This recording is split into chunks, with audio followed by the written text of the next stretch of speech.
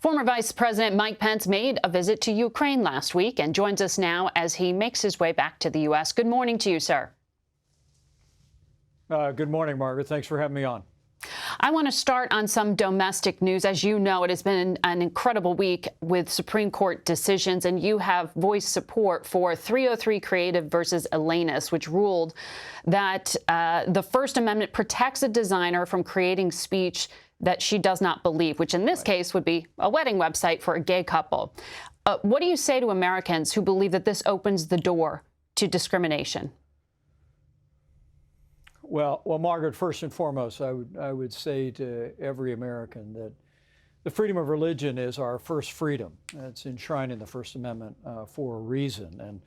And from the moment the Supreme Court recognized a same-sex marriage, the court had made a commitment, and Justice Gorsuch did also in a prior decision, that as they move forward on that decision, that they would still respect the freedom of religion and the freedom of conscience of every American.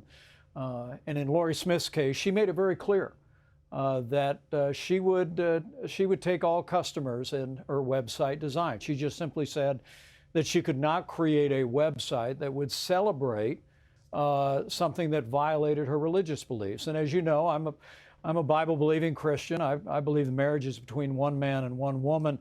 And I believe every American is entitled to live, to work, to worship according to the dictates of their conscience. And I'm so grateful that a strong majority of the court, strengthened by the appointments during our administration, really gave a victory for the religious freedom of every American of every faith. I understand you see this as religious freedom, but in other words, are you saying that you would not refuse services to people on the basis of their sexual orientation?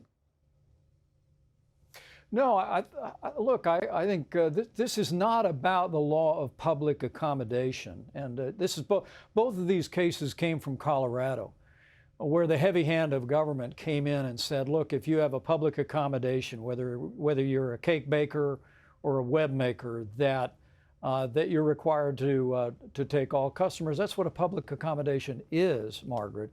But what the Supreme Court said here, and as they did in the Jack Smith case by a 7-2 majority, is that you can't compel the American people to create products that violate their conscience or their religious beliefs. I think, as I said, I think it was a victory for faith. It was a victory for religious freedom, and I couldn't be more grateful to see the 3 justices that our administration appointed to the court join the majority and affirming a real commitment to our first freedom. But to the public, for those who do hear some concern here, as president, how do you assure them that you will provide equal treatment to all?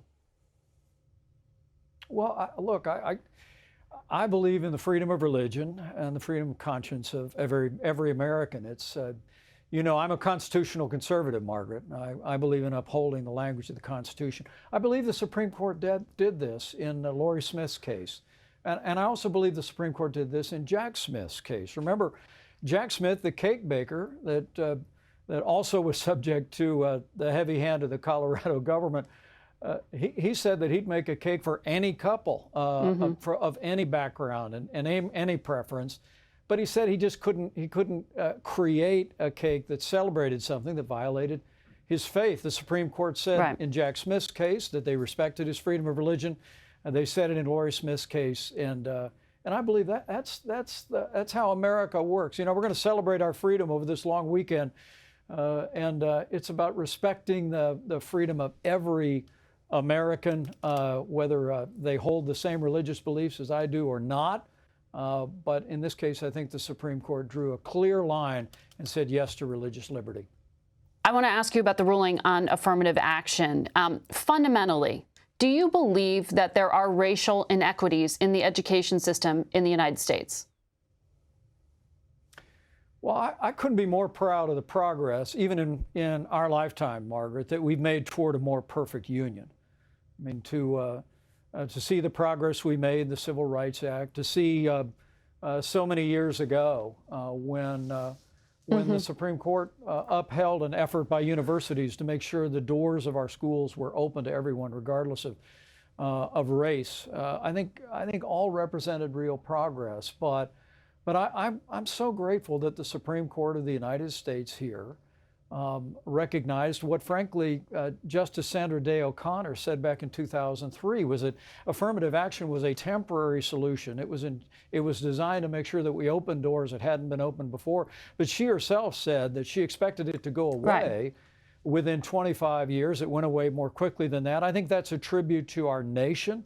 It's a great, great credit to the extraordinary accomplishments that minority students have had on our campuses, and I really do believe that we can move forward as a country and embrace the notion that we're all going to be judged not on the color of our skin, but on the content of our character, and in this case, on our GPA.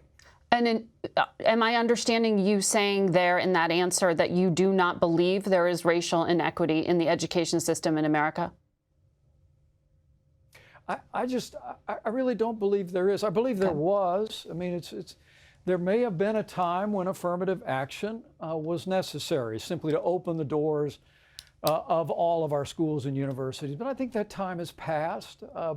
I really believe that the accomplishments of America's students, particularly our minority students, the great achievements that African Americans have reached in this country on that educational foundation, I think tells us that we've opened those doors, and minority students on our campuses have excelled, and I'm confident those doors will remain open and we'll continue to move forward as a colorblind society, which is really the aspiration, I believe, of every American. The court also ruled that President Biden lacks the legal authority to forgive student debt for 40 million Americans, as he had tried to do. In response, the president made the political argument that Republican officials couldn't bear the thought of providing relief for working class, middle class Americans. How do you respond to that? Well, first, it's just factually wrong. I mean, frankly, the Supreme Court here upheld the interpretation of the Constitution of the United States that President Joe Biden held and the Speaker Nancy Pelosi held. You remember, Margaret. I mean, President Biden initially said he didn't have the authority, and he didn't. Nancy Pelosi said it would take an act of Congress to do this student loan forgiveness, but they went ahead and did it anyway. But in defense of the separation of powers, the prerogative of the Congress under the Constitution, the Supreme Court struck a decisive blow. But the other piece of it here, Margaret, is, I mean, come on. The majority of people that would have benefited from this student loan forgiveness are people with multiple graduate degrees. So you're going to say to working Americans, to truck drivers, to people working in the trades, we're going to take your taxes and pay down a part of the student debt of doctors and lawyers and PhDs. Nothing could be further than the truth. This was not about the middle class.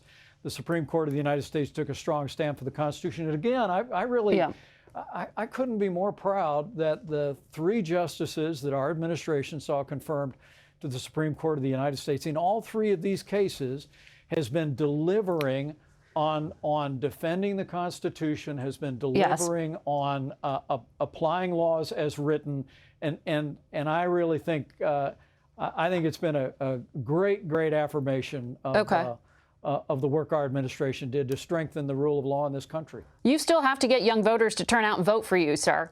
This is a very politically popular issue for Democrats. So what is your pledge to young voters? Well, my pledge to young voters is that we're going to get this economy moving again. I mean, when I talk to young people, they understand that we're going through the worst inflation in 40 years. The administration's war on energy drove up energy prices to record levels. We've got this crisis at our border that's seen millions of people come into this country. I mean, this country's in a lot of trouble. And the young people I speak to as I travel around the country since we announced our intention to seek the Republican nomination, they're worried. They're worried about this economy, and unconstitutional government handouts are not what these young Americans are looking for. They're looking for a growing economy. And they know that by putting into practice the policies that we did in our administration, by extending those Trump-Pence tax cuts, rolling back regulations, ending the war on energy, securing our border, we're going to set the table for a boundless American future for them. There was some reporting in the Washington Post that President Trump, back in 2020, after the election, repeatedly asked you to call the governor of the state of Arizona, Doug Ducey, to get him to substantiate President Trump's claims, false claims of fraud. The Post is reporting you did call the Arizona governor multiple times to discuss the election. Is that reporting accurate? And what did you tell Governor Ducey at the time? Well, I think the record reflects that I did check in with not only Governor Ducey, but other governors in states that were going through the legal process of reviewing their election results. But there was no pressure involved. Margaret, I was calling to get an update. I passed along that information to the president, and as I said, I think the record from that time confirms all of that. Look, these states were going through a process after so much uncertainty about the election outcome in places like Arizona and places like Georgia. States around the country were going through the legal process of engaging in a review under state law. I got updates on that, passed that along, and it was no more, no less than that.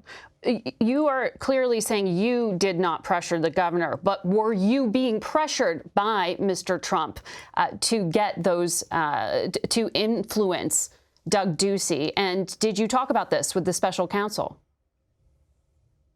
No, I don't remember any pressure. Look, the president and I, things came to a head at the end, Margaret. I've spoken about very openly, and the president and I continue to have a strong difference. I'll always believe that by God's grace, I did my duty under the Constitution that day in presiding over a joint session of Congress in the aftermath of the mayhem and the rioting.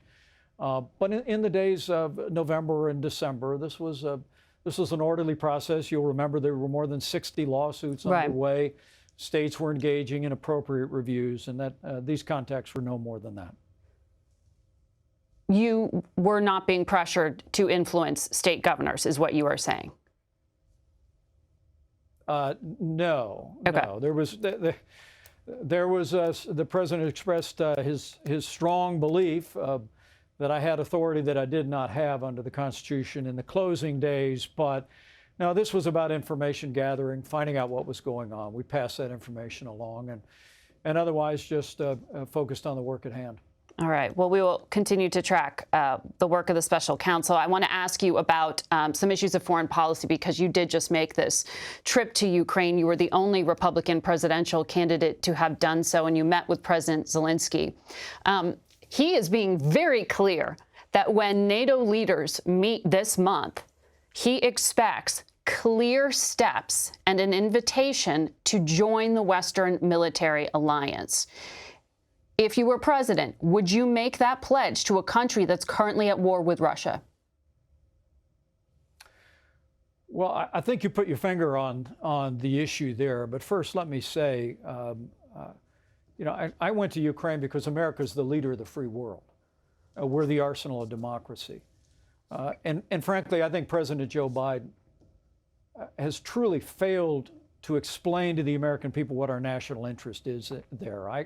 I'm someone that believes that it's absolutely essential that the United States continue to provide military support to the Ukrainian military to push back on Russian aggression. Because if Russia were able to overrun Ukraine, I think it would not be long before Vladimir Putin ordered his troops across the border, that under NATO we would be required to send men and women in uniform. So I think we have a profound national interest here. Also, in less than 2 years, with American and allied support for the Ukrainian military and their extraordinary courage, I mean, Margaret, Russia's gone from being the second most powerful military in the world to being the second most powerful military in Ukraine. Yeah.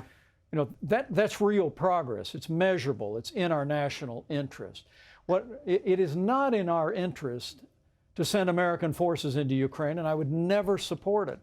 And as I met with President Zelensky, he made it clear that he's not looking for that.